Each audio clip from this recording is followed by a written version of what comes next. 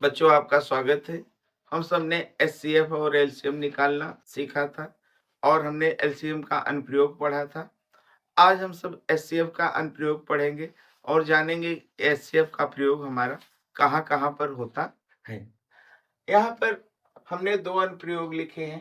संख्याओं के समूह के लिए किसी संख्या की खोज करना जिससे समूह की सभी संख्याएं पूर्ण रूप से विभाजित हो सके। मान लीजिए संख्याओं का समूह दिया हुआ है हमारा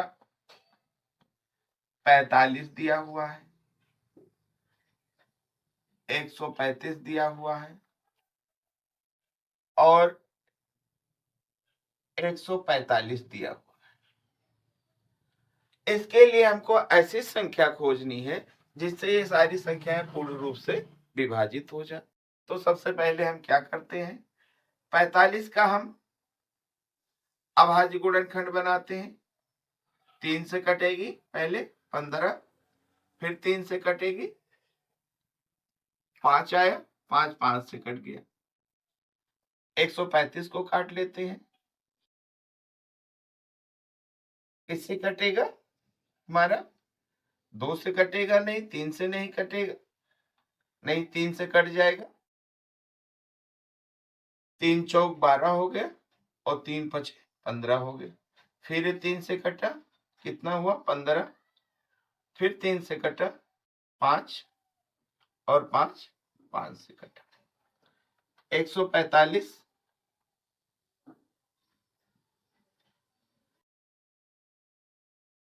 को हम काटें, किससे कटेगा? 5 से कटेगा, 3 से नहीं कटेगा। 5 दूनी 10 और 5 दूनी 10 और 5 9 कितना हो गया? 45 हो गया।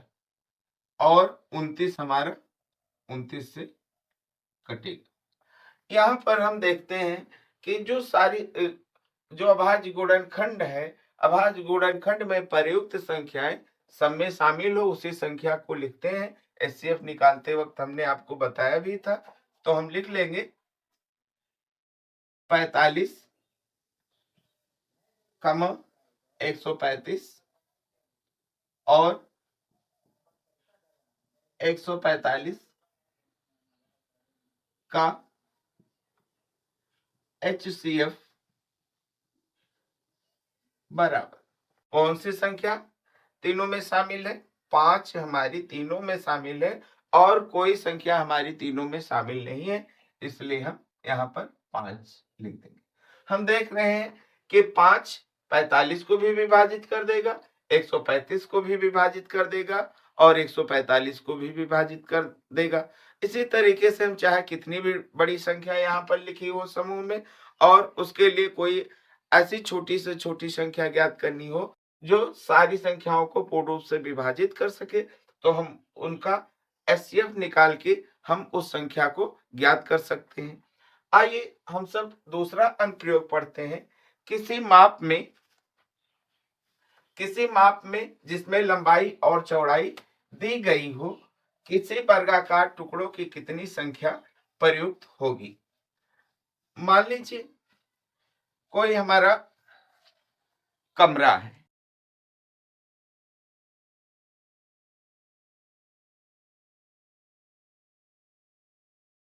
इसमें लंबाई हमारी 30 मीटर दी गई और चौड़ाई हमारी 25 मीटर दी गई और हमको इसमें पत्थर लगवाने हैं। कैसे पत्थर लगवाने हैं? वर्गाकार पत्थर लगवाने हैं। तो कितने पत्थर हमको खरीद कर लाने पड़ेंगे, इसको हम कह सकते हैं। तो इसके लिए हम सबसे पहले क्या करेंगे, जो कमरे की माप दी हुई है उसका हम एचसीएफ ज्ञात कर लेंगे। 30 का एचसीएफ हम ज्ञात करेंगे तो कितना हो जाएगा? 2 गुणे में 3 और गुणे में 5 और 25 का ज्ञात करेंगे तो 5 गुणे में 5। देख रहे हैं 1 5 दोनों में हमारा कॉमन है, इसलिए एचसीएफ बराबर हमारा कितना हो जाएगा? 30 और 25 का 5। ये 5 है क्या? ये 5 हमारा वर्गाकार टुकड़े के एक सिरे की माप है।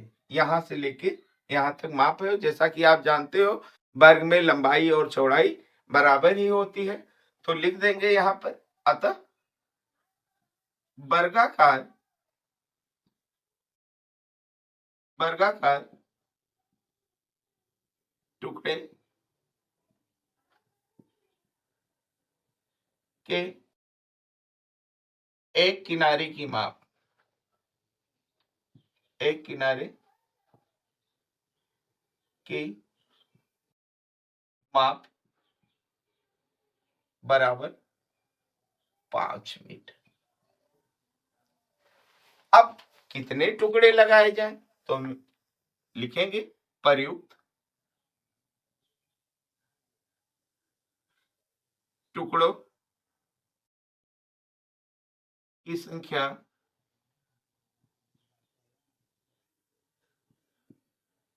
बराबर आयताकार आयताकार कमरे का क्षेत्रफल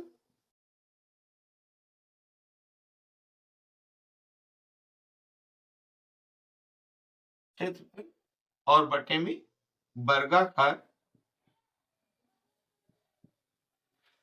टुकड़े का क्षेत्रफल।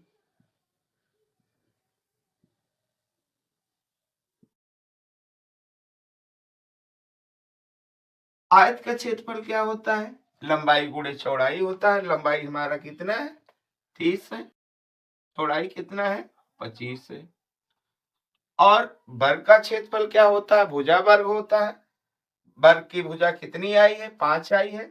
तो हम चाहे 5 का स्क्वायर लिखें या 5 गुणे 5 लिख दें। इस 5 से हमने काटा है इस 25 को, कितना आया? 5 आया। इस 5 से हमने 30 को काटा, कितना आया? 6 आया। और हमारा कितना हो गया?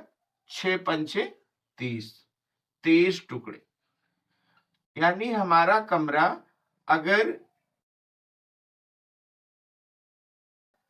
अगर हमारा कमरा 30 मीटर लंबा और 25 मीटर चौड़ा है, और तो उसमें वर्गाकार कितने टुकड़े लगेंगे? 30 टुकड़े लगेंगे। ये हमारा आंसर हो गया। इस तरीके से बच्चों हम ने सीखा कि एचसीएफ का अनुप्रयोग हमारा क्या क्या है और इसका हम उपयोग कहाँ पर ज्ञात कर सकते हैं। इसके बाद में हम एलसीएम और एचसीएफ में संबंध को पढ़ेंगे। जय हिंद।